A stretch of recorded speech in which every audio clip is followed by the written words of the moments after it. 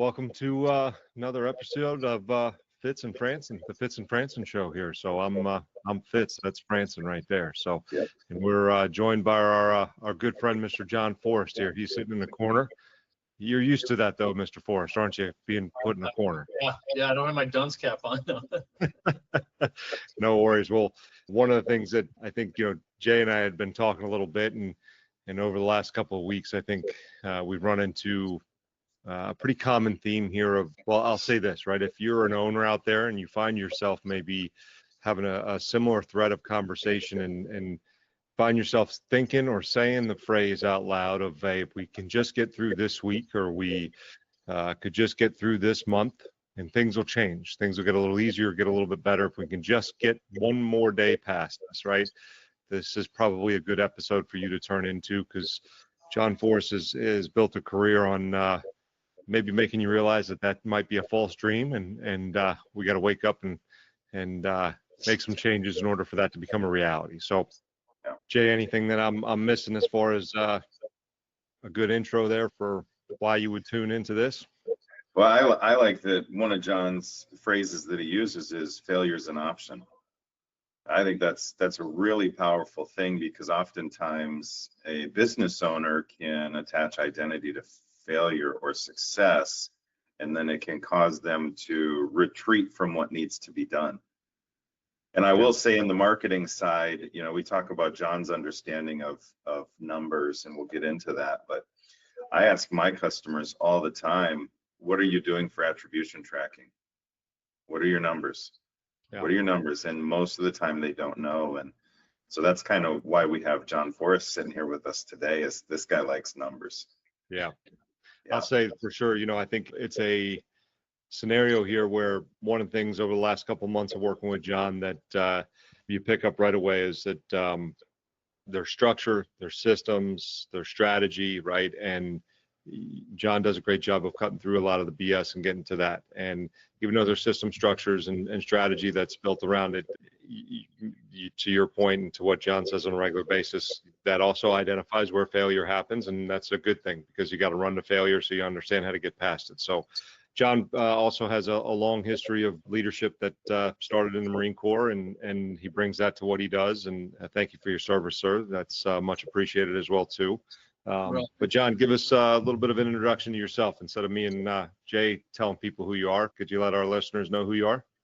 Yeah. So I live in Marietta, Georgia, with my wife Rhonda, and we have 4 grown children and 8 grandchildren, and we have our latest son, who is 8, and that's Marco Polo, our Russian blue cat, and he lives with us. So we have a lot of fun with him and with the grandkids. We have 8 grandchildren. And, the background of what you're talking about really has kind of metamorphosized over the last 38 years. I spent 25 years in the Marine Corps, both as an enlisted Marine and as an officer. I retired in 2009, and then spent another 10 years working for the Department of Defense, and specifically the Marine Corps and NATO, on some specialty programs. So was firmly ensconced in the life cycle management part of how the government goes through building a materiel solution, software solutions, and then integrating them into the fighting force. I've also built several companies specific to our world here in the fintech world. I've owned a concrete company and then been a part of 5 or 6 growth opportunities with dealers across the country, but mostly in the Gulf South, the Atlanta, Georgia area. So I enjoy that. I enjoy the interaction with business owners, and certainly within teams, because none of us do this on our own. And I think that's one of the tragic flaws that a small business owner makes, is that they are irreplaceable. They are the most important entity in the organization, and I certainly learned that in combat. That's just not true. So if you're able to kind of frame that, and in a positive way, this doesn't have to be negative. That's the one thing. Sure. I see a lot of people come in. We say that failure is an option. That's not a negative thing. No. Identify that and find a way to what I like to say, manage, you can't manage what you can't measure. Identify 3 things, not 33 things, that can help you make a quick change where you're going to see immediate results, and then find a way to have those catapult you into a different sphere of your business. And a lot of times it just has to do with answering simple questions. And maybe it's also, you don't know. Oh, I never thought of that. So, what if, and have you thought of this? And you have to lead people, or you have to coax them. You can't necessarily push them or force them into change, because humans don't like that, right? Sure. I think that's, John and I had a chance to meet each other on a flight on the way out to kind of our first team meeting, and probably one of the things we hit it off right away on, amongst many other things, right, was a passion for baseball and an affinity for baseball, and it's a sport that's filled with failure, right? And if you're not failing, you're not trying, and I think that's something that kind of the 2 of us have in common with our philosophy, that it is a positive thing if you learn from it, right? If you're just doing it because hey, that's part of what we do every day, and you're not learning from it and growing from it, then that might not be a good thing. But if you're learning from it, then it's a great thing. So John, obviously a great experience in the military, and there's a lot of lessons to be taken away from what you learned there. What if you could give us kind of one leadership quality or lesson that you developed in the Marine Corps that you carry through your life, what would that be? That in order to be a good leader, you have to be a good follower.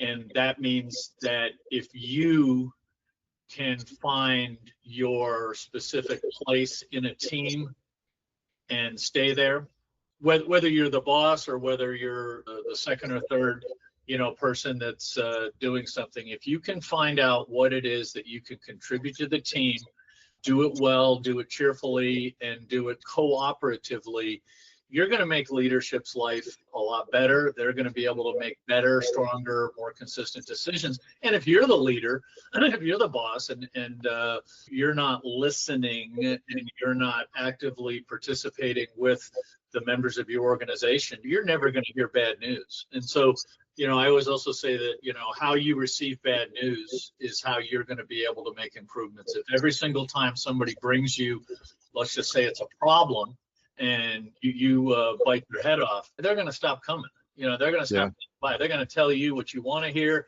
They're going to tell you the sky is blue, and roses are red and everything's fine, and you're not going to know what the rudder as a leader in your organization that you need to apply. So I think it's fundamental that you become an active participant as a follower in order to be a good leader.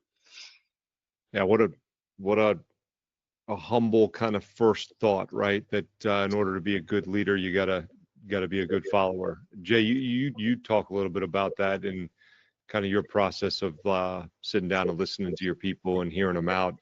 It's something that I think we all kind of have experienced here, especially recently with everybody that we're trying to work with, our owners, and that come to us for some help or some advice, wearing all the hats, right? I think one of us mentioned it here early in this conversation. How often do we see that somebody is trying to wear all the hats because they don't trust everybody else, and how often is that maybe a false narrative, or a false or a more of a realization of, like, in your coaching, a realization of, like, like, I'm not a good follower. I'm not letting somebody else who's stronger at this lead, right? You were talking about that the other day. Like, what are you good at and what are you not good at? Yeah, and like John said, find your spot. And part of the way you do that is know yourself, right? Let's get theological or philosophical here. And knowing yourself means strengths and weaknesses, and being really honest about them and saying, hey, I'm not good at that. I talk to a lot of business owners where I say, oftentimes the mistake of people in America is we climb the ladder one rung too high. Yeah. And we've talked, Matt, about hiring like sales managers. Yeah. You don't want to hire your top salesperson. You want to hire your top communicator that understands sales. Yeah. And so being able to recognize the role you fill and the value you add in that, and then being comfortable in it, is absolutely paramount to success. Yeah, I know when you're putting together a team, in the military, John, right? Everybody's got a very specific role on that team when they're going out to put together a successful mission, right? And that's a really unique perspective that I think owners might have a hard time with in this world of so-and-so is an expert in this area and so-and-so is an expert in this area. I need to know it well enough that if they were to go down, that I can be competent in it, but also I need to learn from them. I got to imagine that that's a humbling skill with a bunch of guys that are like alpha type personalities. What training goes into that in the military or is that just something that guys inherently go like, if I want to survive, this is just the way it happens? Or is there something that happens there? No, well, I think, and you raised a good point, and I think that I would have done it inversely from the lens of the business owner and saying, what are my core capabilities inside of my organization? In other words, knowing your people. I used to sit down and interview all of my Marines, and people are like, it took time, because if I'm going to invest in somebody's career, if they are important to me and I'm in command and therefore responsible for the health and welfare and safety and life and things for them, maybe I ought to ask them a few questions. Why are you here? And some of the times you hear, well, my grandfather and my father and my uncle and my brother were all Marines, and I'm just doing my 4 years to get out. Oh, okay. Or, you find somebody that maybe isn't so outward, isn't so much the alpha male, who is a very sophisticated thinker and is very smart and has a different goal orientation.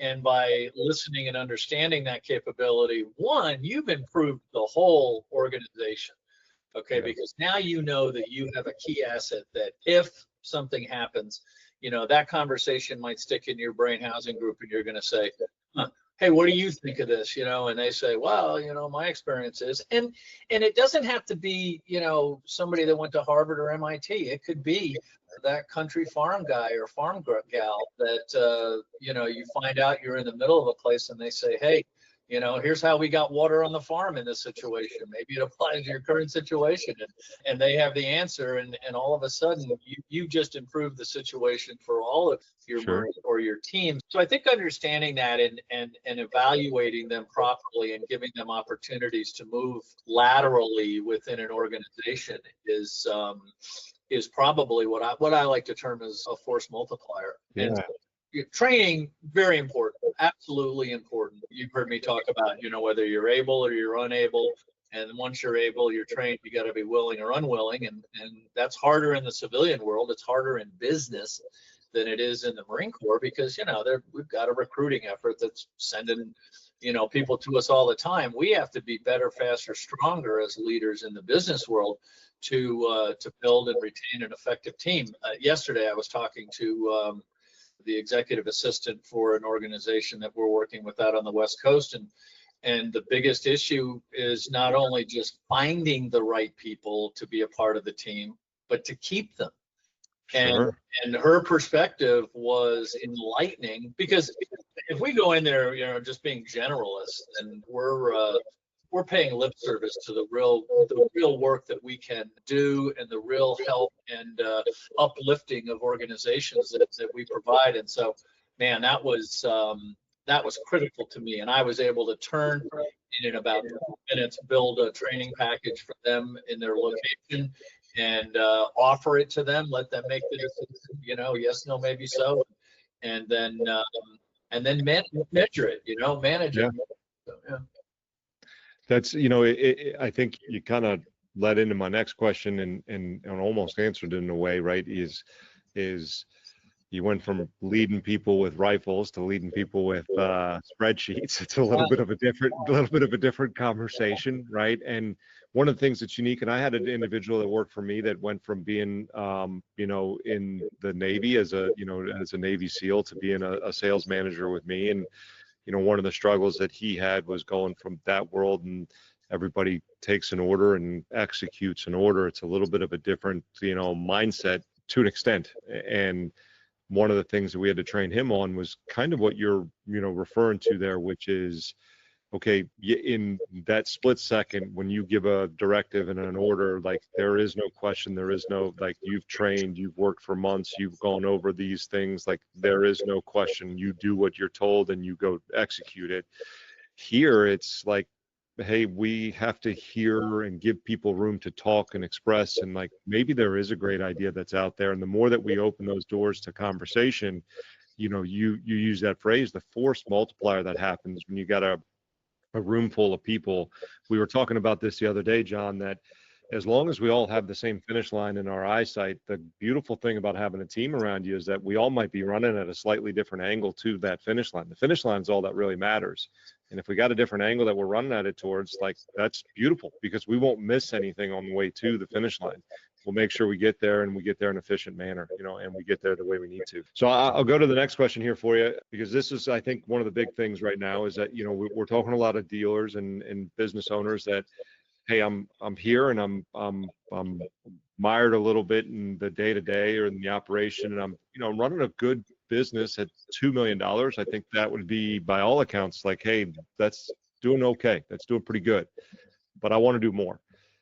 If you said, hey, in all the conversations I have, all the businesses I've gone into and helped get from this point of kind of stuck or hitting the ceiling at 2 million, 3 million, whatever it might be for them, what do you think is the biggest system failure or oversight that they have, if it were kind of one consistent thing you find that is something they overlook?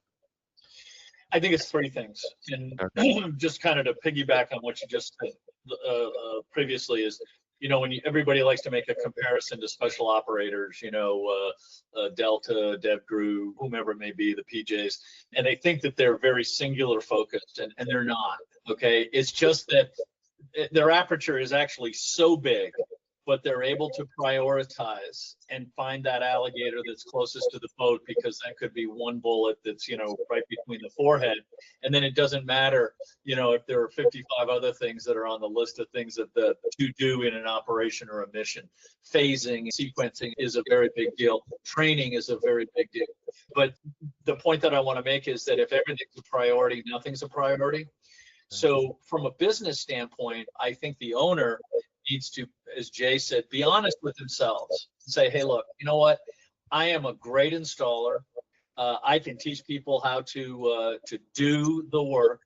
I can tell you everything you need to know about the concrete surface profile, everything about the base coat, everything about this and that.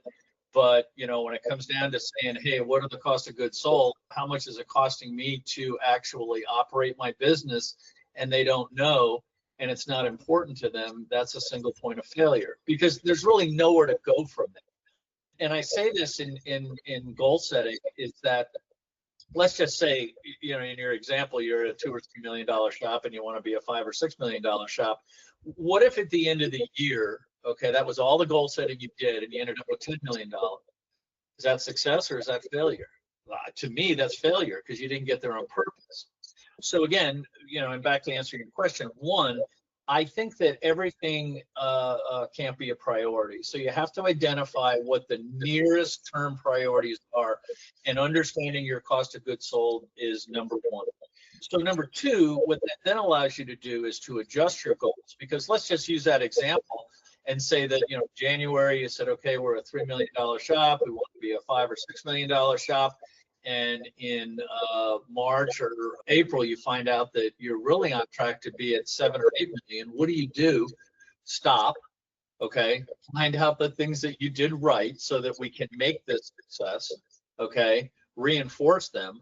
And then at the end of the year, when you end up overachieving your goals, again, by that ridiculous multiple, okay? Well, then that's a success. What if you end up and you're 5% short or 5% over? Is it a success? Yeah, I think so. Because then, you've targeted properly, you've probably made adjustments. You've all heard of the crazy phrase, the moon shot was never a straight shot. They were always constantly making adjustments, along the way. And I think that that's important. So identifying what your cost of goods sold from a business standpoint is hugely important. The second thing is for a business owner to have somebody who is good at this and is willing to say no and tell them that, what they're doing is not working. And that could be in a myriad of things. But where in the kind of the metrics management world is to say, we are spending too much money on little things. So it's not the base things. So in the Pentech world, we know what base coat costs. We know how much Torganol is for. We know how much polyurea is. We know how much a grinder is. But where are you buying your diamonds? Where are you buying your rags? Where are you buying your tape? Where are you buying your rollers and squeegees? And people are like, wow, that's just, stuff you got to use. No.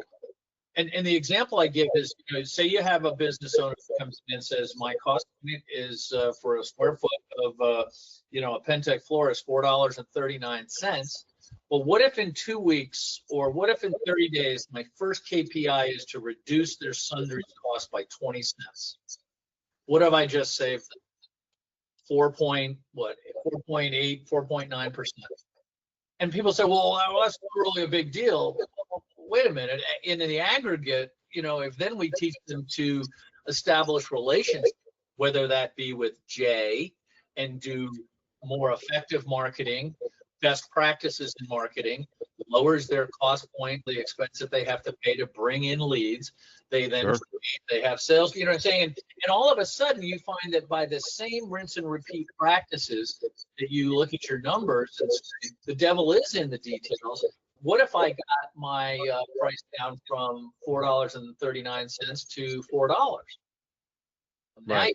Now you're at an 8.88% reduction, right? Well, and people sit there and say, oh, it's not big enough. Sure it is. Gradual is. Oh, yeah. Yeah, and then all of a sudden you say, well, I've hit that wall. So the third thing then is finding the best practices. For instance, what about an inventory control point? Yeah. Nobody thinks of that. And so back to your special operators, everybody has a defined role.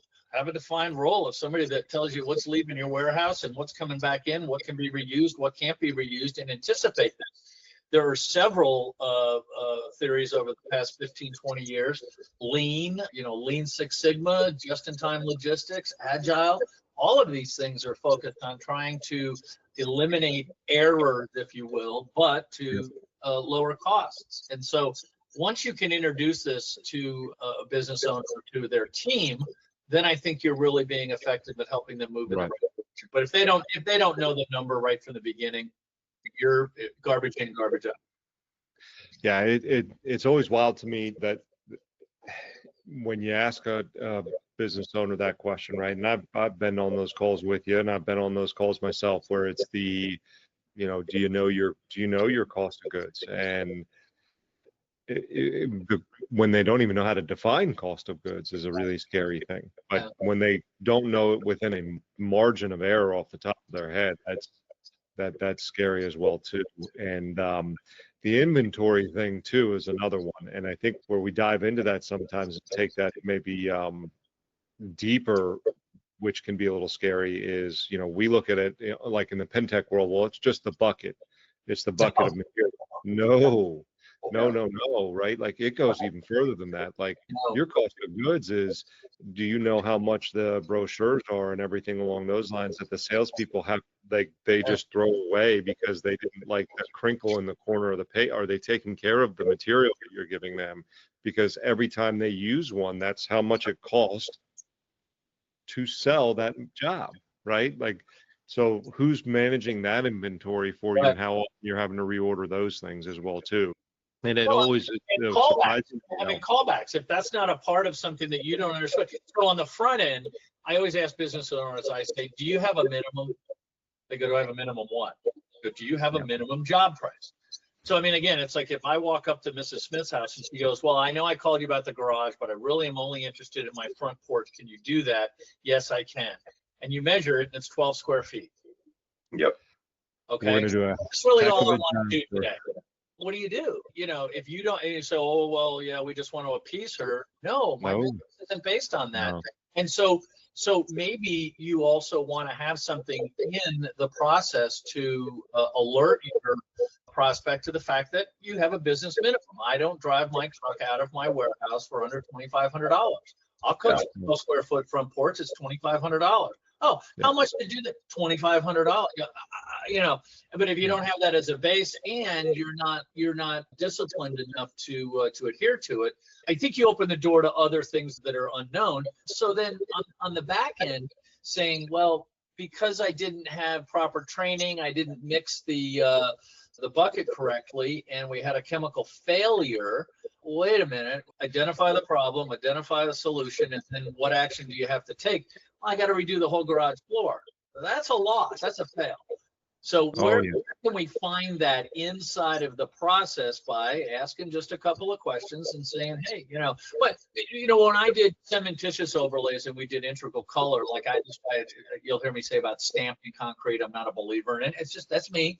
I did it by hand and I did it with integral color. Always had the same cat doing the mixing because they made the same mistakes or they had the same, just a little more, a little, they always did the same thing. But if I had you do it one part of the day and another do a part of the day, I'd have a calico floor, and it was a big fail. And I had to learn that, Sure. the hard way. And so, these are things that, again, they're not difficult, but how you communicate them to a business owner, I think, is important because they feel that they have to deal with all 55 things. Yeah. Now. And you just can't. No. Right? You just can't. Oh, what's the alligator closest to the boat, Well, and I'm going to throw a couple of things in here too. I tend to favor the relationships, right? And so when I look at a lot of the owners I work with, they came from the consumer side. So then they go, well, if I was a consumer, I wouldn't want you to walk into my house and tell me 12 square feet's $2,500. I feel bad. And I talked to a customer actually, because we do appointment setting, and the customer's like, yeah, I have, a small patio. I said, we can absolutely help you out. Our project started at $2,500. And she goes, well, that seems like a lot of money. And I said, you know what? It does seem like a lot of money for the project your size, but here's the deal. I got to send the vehicle out to your house and I got to pay my guys a living wage. Yep. And for me to take care of my guys and for me to keep my lights on and for me to provide a great service, this is how I do it. And the lady immediately goes, that makes perfect sense. I understand. Send them out. I'd love to meet with them. Yeah. And I know what it turned is. it into a relationship and the lady had no problem with it, right? You know what it is. And the second point, going back a little bit further, when we're talking about, if I could save 20 cents per square foot, it's like, that's not very much. What I found that really helps with dealers that I talk to is let's shift to percentages. Well, that's exactly the point. Exactly. Let's not talk about 20 cents because that's 2 dimes. That is not going to help me pay my bills.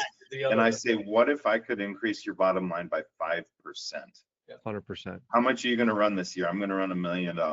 What's 5% of $1 million? Right. Does that matter? Oh, wow, that matters a lot. Exactly. And I, on my end, because I do marketing for them, I say, what does it look like to have your marketing budget between 10% and 15% or whatever it is for the market I'm in? Because they'll get caught up on, I think $600 is a lot of money. Maybe, but not if you're making 6,000 off of every 600 spent. Let's shift that conversation to percentages. You spent 10% to make 6,000. Is that worth it? Oh yeah, I'll do that all day, every day. Okay, then let's start spending money. So to think about it too, from the perspective of the reason the owner, the salesperson, whoever it is, doesn't want to ask for the 2,500 in the minimum is because the perception or the feel is that they're ripping off that homeowner, right? I don't want to rip somebody off because I wouldn't want to be ripped off. Let's flip it around, right? If we go out there and we do that job for $1,000, are we making money or are we losing money on the job? We're losing money. Yep. So now, who's ripping who off? The customer's ripping the company off. And if it's that I wouldn't want to be ripped off, and I wouldn't want to rip somebody else off, and I'm putting myself in the customer's shoes, no, you're not. Because you just said you wouldn't want to rip somebody off, and you're allowing them to do that to you. And you're allowing them to do that, more importantly, kind of where we, have started some of this conversation, to your people. Because if you allow that to happen too often, guess what your people don't have anymore? A job. Because you can't afford to keep the lights on and you can't afford to keep putting food on the table. again, when you have the right conversation, and look, and I've heard John Zimmerman say this, right? We're gonna do a heck of a job on that step for you. It's gonna look beautiful. It's gonna last forever. And are there cheaper ways to do it? Sure, there always are, but it may not be the right way to do it. But this is how I can do it, and this is what it costs me to do it that way. It's not for everybody. For those that do it that way, they're really happy with the way it's done. Yeah, and I don't think there's a Rosetta Stone, it's like you have to do it No. this way. These 10 steps it's not right. I mean, so we go back and forth. In this particular instance, this is what I call pre-qualifying a lead. And there are people out there that just say, nope, don't believe in it. I do. And I want to have that conversation with the client ahead of time, maybe establish a relationship by asking a few questions and making that in-home visit then that much more powerful, where I've already made a friend. Sure. Okay. And because it's hard to say no to a friend, it's the other, well, what if they meet you at the garage door? Okay, let them meet them. You're at their house. Okay. Yeah. So be intelligent enough or have enough capacity to change the situation. Okay. Say, hey, would you mind doing me a favor? Yeah, I don't do favors. You got a problem. You're leaving this meeting pretty quick. Nah, I don't do people favors. We're probably showing signs we're not getting along. Yeah, what do you need? Hey, would you mind if I just came in and sat down with you a minute at the kitchen table and just let's have a conversation? It's a Thursday. Let's talk about our Thursday. And yeah, sure. And then hey, can I get you a cup of coffee? Yes. I had a kid I was training. He goes, I don't drink coffee. I said, so what? Don't drink it. You didn't understand the dynamic. Right. I said, what do you do? Well, what if they get a glass of water? Or what if you change the dynamic and ask them for something? It smells great. Thanks so much for pouring it for me, right? Right. And then you don't drink it. But before you leave that kitchen, you take it over to the sink, you pour it out, you run the water in, and you go, where can I? No, I'll get that. No, we were talking with the dealer the other day, and one of the things I brought up was, hey, one of the things you got to remember, guys, is when you go into the home, you're putting on a show. You're an actor who's bringing to life a show, and it's the first time this homeowner's seeing it. It's the millionth time you've done it, but you can't be bored with it because it's the first time they're seeing it, and you got to remember that every single time. So, next question here for you. I know, but Matt, you know what I teach them real quick is as soon as you knock on that door, it's showtime. That's it, man. I love it. I love it. Yeah. So we're kind of coming back to like the ownership, side of this. And one of the things that we have, all had some experience here with recently is kind of that struggle to maybe delegate and find the right people for the right seat. John, you've hired a lot of people over the years. Give us one or two tips on what you do to like identify the right person for the right seat. And that allows somebody in an ownership role to feel maybe more comfortable delegating their livelihood to that person. Yeah. So I think the important thing is to, in the beginning, obviously do your due diligence, background checks, possibly, demand a resume, whether it's, not, I'm only 19. I really have only worked at the grocery store. There's something to that process that allows you to have something in your hand and follow up on the references. Don't just say, well, they wouldn't have given them if they weren't going to be good. And then clearly identify your expectations. Okay. The biggest thing that you have to do as a leader is to inspect what you expect. Okay. Criticism doesn't have to be negative. Okay. And people are going to go, what? Yeah, it is. It's criticism. No. What if I, as a business owner, came in and told everybody what a great job they're doing and then said, hey, can I just ask you guys a question? What was the hardest part of your day? And they tell you. Okay, because you just asked them for information and you have a different agenda, but you don't have to be a tough guy. And then you find out and you go, well, listen, you know what you could have possibly done to make that had a different outcome is to have a conversation. So your criticism is actually trying to help them overcome their own obstacles. So my biggest thing is to inspect what you expect and make sure that that's written down. So it kind of leads into the next question here, because this is a good one, right? And Jay and I've talked a lot about leadership, and there's a fine line between managing and micromanaging. And there are times when I think you do have to micromanage some people, and there are times when that is probably the worst thing you could do. So how do you hold teams accountable without micromanaging? And then I guess the follow-up to that, John, would be like, when do you recognize the right time to micromanage? Yeah, so I have a real world example. My first foray and introduction to Pentech was with a company that I joined, and quite literally the first day we flew to boot camp. It was kind of funny. And then we had great installers, but they were epoxy installers, and the process was not working, and we couldn't understand why. I mean, these were trained, certified people, and not all in the Pentech style, but the leadership had been to, Pentech school, and they were applying the Pentech system as if it were epoxy at 15 to 17 mils instead of 5 to 7 mils. And the owner, who was a great installer, had to go out and say, full stop, because they didn't believe it. They're like, there's no way, because they didn't understand the difference between the two applications. They are absolutely complete opposites. And anybody who tells you differently, I don't think has done the chemistry and the homework and been able to understand why the application is different. And so he was able to quickly identify that micromanagement was needed, and waded in, and then demonstrated, okay, leadership is sometimes showing somebody how to do it, and then making sure that you're clearly identifying what your expectations are. Do this, don't do that. Because what's the end result? Again, like you said before, you lose your job, okay, whether you're fired or the company goes out of business, okay? So the ability to understand when your course correction is needed and you have the right people to do it and go in there and give you that adjustment factor needs to be evaluated quickly. Back to inspect what you expect. Like it. All right, Jay, you ready for lightning round here with Mr. Forrest? Rapid fire. All right. Lightning round, Mr. Forrest. All right.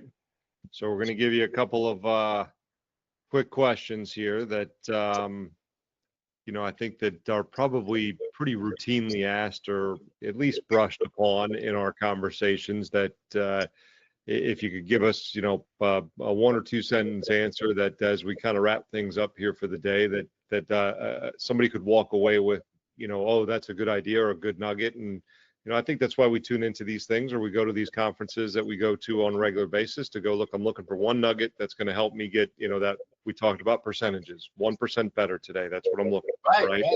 All right. I got an owner that's doing 3 million, netting 4%. They got no ops manager. What's their first move right now, today?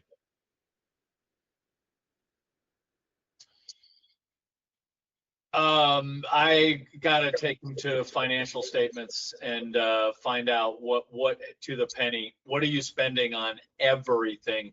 So it's materials, it's labor, it's the whole 9 yards. How much money is leaving versus how much money is coming in, and helping them understand that, first of all. Doesn't have to be right or wrong, but if you don't know, can't make the change. Can't go from 4 to 5%, 4 to 44%, unless you have that balance sheet. So you got to get the balance sheet in order and Have a statement of cash flows. You got to have a P&L. You got to have a balance sheet, and there are others. But again, this isn't IBM. We don't have to be that sophisticated. But a couple of, you got to know. And a quick example is know where your money's coming from as well. I had a guy that had charismatic darn profit. He'd be pumping gas and close an $80,000 deal, and it started tomorrow night, and it was in his area. And I go, whoa, look at it. Well, where's this 80 grand? Oh, I met the guy at the gas station. What's his name? Bob. Yeah. Where is it?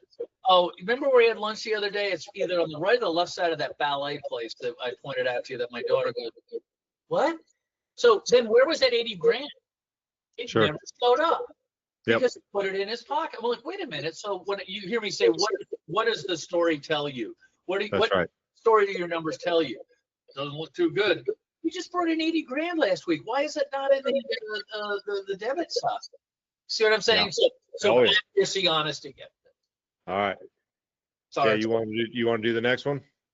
Yeah, sure.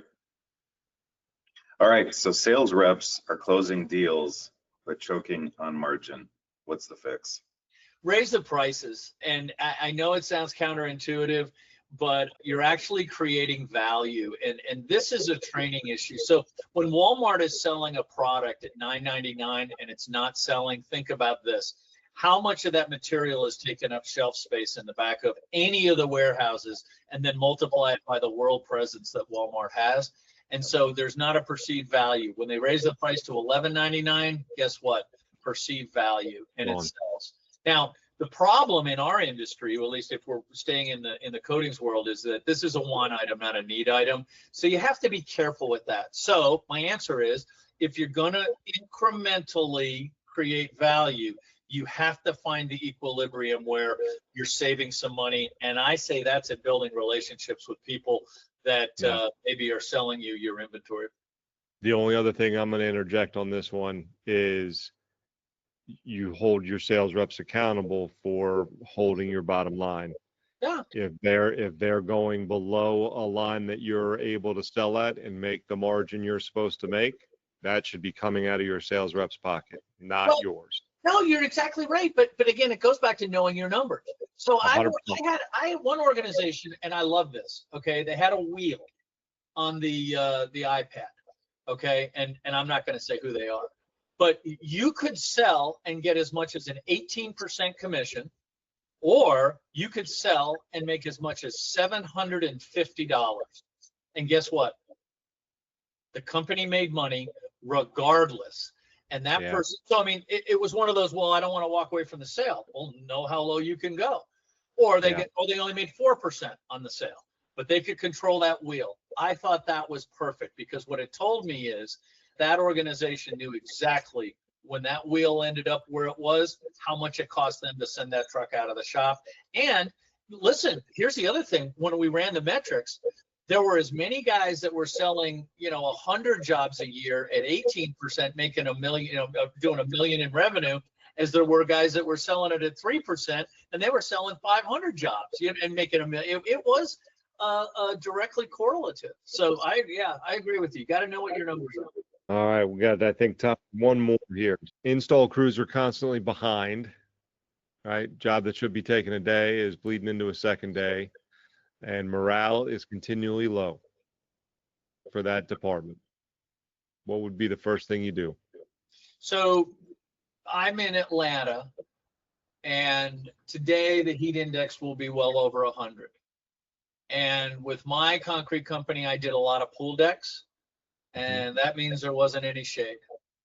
And so quite literally, what I would do was show up on the job site with a case of Gatorade, a case of water, okay?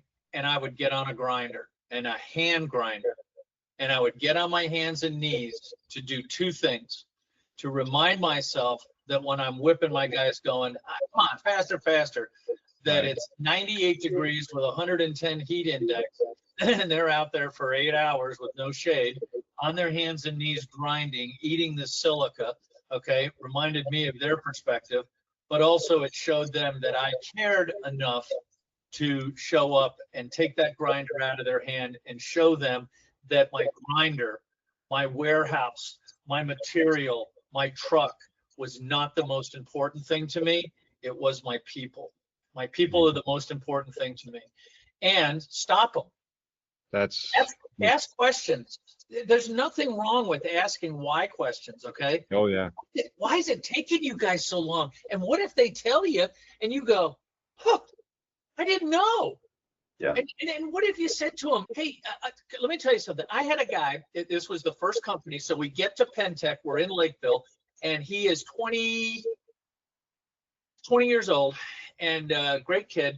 And I got to train him up to be our sales guy. So I sent the owner away, and I got a 6-pack of beer, and we sat in my room, and I asked him some questions. What's important to you? It was money, money, money, money, money, money, money, money. Got to change this kid's paradigm. How do I do it? So then we started talking about life. We talked about interests. You want to talk about morale. And he goes, you know what the one thing is? I've been working at this organization very successfully. He'd been there for a while, friends of the owner, good kid. And he goes, nobody ever has told me I've done a good job. What do you think I did?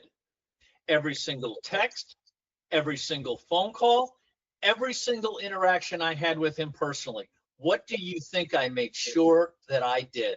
Hey, you did a good job on that, man. Thank you. Every time. And Oh, it took it's me a week, and all of a sudden his whole sphere and his aperture opened up. He wasn't resistant to idea. He went, hey, thanks for taking that off on my shoulders. I really appreciate it. And Yeah. our birthdays are very similar. And he's had his second child. He's found Jesus. And every year at my birthday, he calls me and says, thanks for teaching me how to make $100,000. That's cool. And No, that- it's a big deal. I mean, I think that one of the things that's important to remember is at our core, we're all still toddlers, and the gold star means something, if right? you're going to tell somebody they're doing a bad job, you better be prepared to tell them they're doing a great job Oh. and show them why. That's it. Yeah, That's right. it. Look, the paycheck is good, and even for sales reps, right? Sales reps are going to tell you that they want the bonus in the form of money. Sure. But do you know, it's funny, like I can guarantee you go into a salesperson's home right now, and you can go into my garage. I will not let my wife throw them away. I got a pair of like custom Nikes that I won in a sales contest that are grass stained beyond belief, that she's tried to throw away a million times, but they are my prize. My dad, still in his house, has a chair that he won in a sales contest that if you sat in that chair, he was going to grab you by the back of the collar and let you know that you didn't win that chair. He won that chair. That was his chair, right? Like, I love it. Love it. you want those things that are like the book it, right? When, your kid was reading, books, he would get the gold star going down the line until it turned into the Pizza Hut, personal pan pizza that they used to do in the schools. Right. We're all conditioned for that stuff. So, well, this has been a really good conversation. I appreciate your time, John. And I know we all got a lot going on, but Thank you. Jay and I's one listener was tired of hearing me and Jay talk. So we figured it was time to introduce somebody else. Jay, any other questions that I haven't covered at this point? Not really. If people have questions for you, John, specifically, do we have some way set up for them to reach out to you?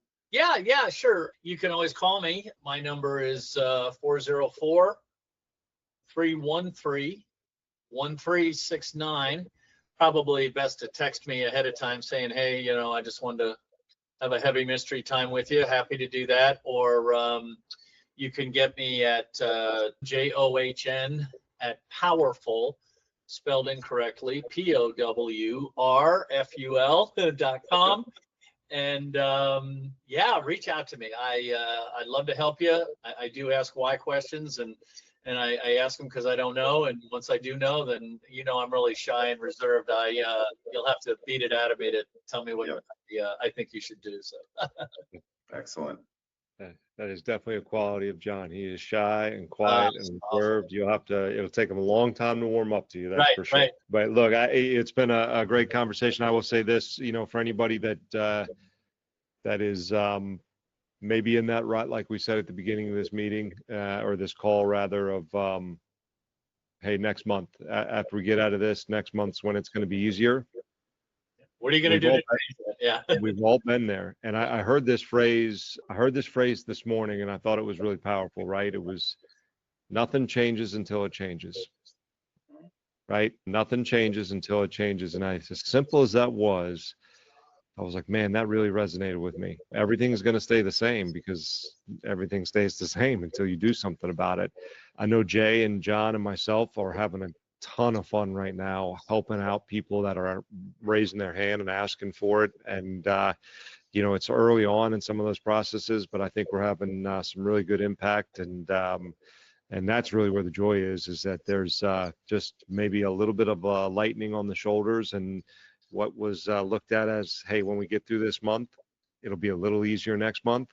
Maybe we're moving that goal line or that finish line a little bit closer each day when we're having those conversations. And that's a cool thing. So like John said, don't hesitate, reach out. Hopefully you give us a listen here, and till next time, Jay. Yep. Yeah. Thanks, guys. Thanks, guys. Take care. Take it easy, guys.